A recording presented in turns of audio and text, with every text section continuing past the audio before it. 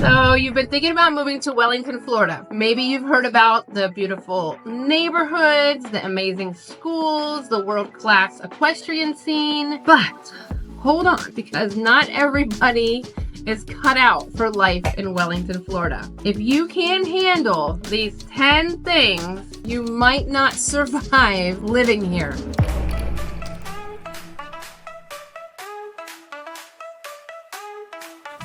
Stay tuned. Some of these things may surprise you. Number 1, the heat and the humidity will test you. Let's start out with the obvious. It gets hot.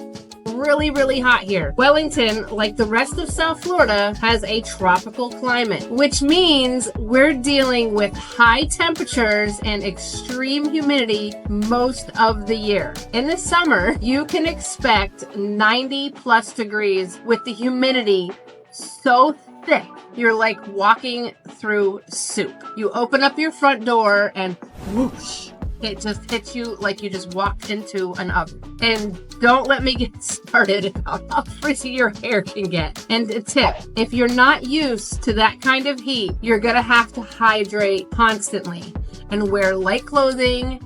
And if you hate sweating, you might want to rethink Wellington. Thinking about relocating to Wellington, Florida? Well, I've got just the thing for you. My team and I have actually taken the time to create the ultimate relocation guide, which is meant to save you hours of research. And I've linked it down below, from top employers to the best hospitals and a boatload of other things that you need to know before making the move. The best part is that this guide is 100% free. That's right, you heard me right, 100% free.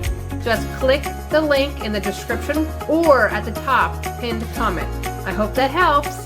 Bye. Now let's talk about something a little bit more serious. Hurricane season. It runs from June to November. And while Wellington is inland, we're still affected. That means heavy rain, strong winds, and the occasional hurricane threat. If the idea of prepping your house for storm shutters, stocking up on supplies, and possibly losing power for days makes you anxious, this might not be the place for you. And tip, most of the homes here are built to handle these storms. But if you move here, you still have to hurricane prep. 3, it's not cheap to live here. Listen, Wellington is stunning. It's got some of the best communities, beautiful homes, and top-rated schools. But guess what? That all comes at a price.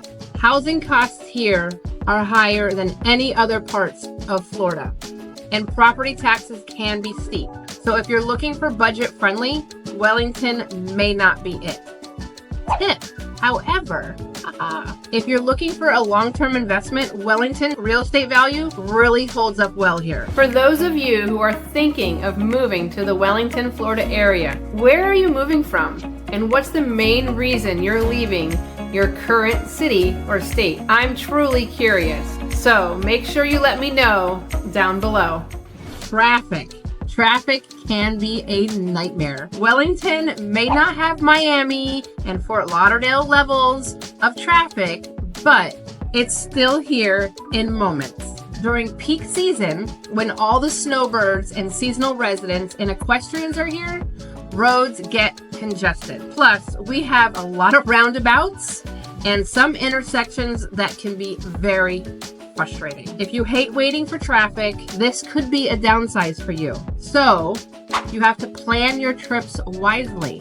Mornings and late afternoons can be the worst for congestion. The equestrian lifestyle is everywhere. Wellington is known as the equestrian capital of the world. If you don't know what that means, it's simple. Horses are really big here. We host international polo matches, show jumping events, and dressage competitions. If you don't like the smell of horses or seeing them walking around town, this might not be your scene. Even if you're not into horses, the equestrian scene brings great restaurants, events, and upscale lifestyle that many people love. 6, bugs and critters. Yes, They are a part of life. If you're moving from up north, you might not be ready for Florida's unofficial state bird, the mosquito. Yep, we have a lot of them, especially in the summer. And then there are the palmetto bugs, aka giant flying cockroaches. And let's not forget alligators. They are a real thing. If you live near a pond or a canal, you might see one sunbathing. Fun fact, if you've never seen a lizard do push-ups on your porch, just wait.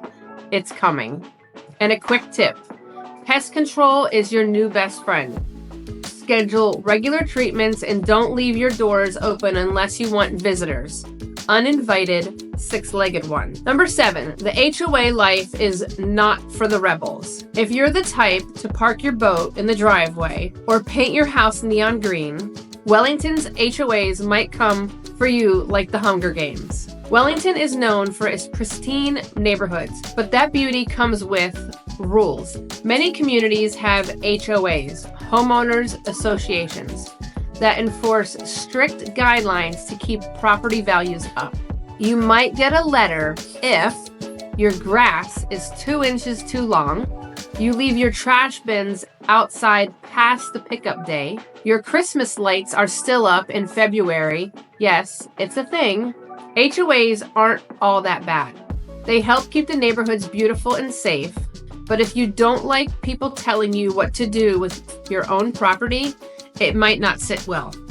Pro tip, read the HOA bylaws before you buy.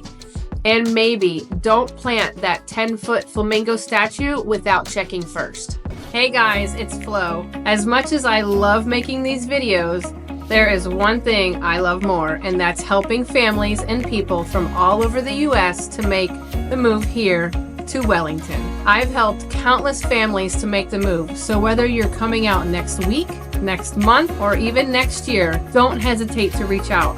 My contact information is right here on the screen and linked in the description in case you missed the on-screen pop-up. I look forward to helping you and your family make the move to Wellington. Number 8, the seasonal crowds will test your patience. In winter, Wellington goes from calm and cozy to packed and bougie in about 48 hours. From November through April, Wellington turns into a seasonal hotspot. Snowbirds from New York, New Jersey, and all over the world descend for the polo season and the perfect weather. Suddenly, restaurants are full, even on Tuesdays. Traffic doubles. Everybody's wearing white linen and driving Range Rovers.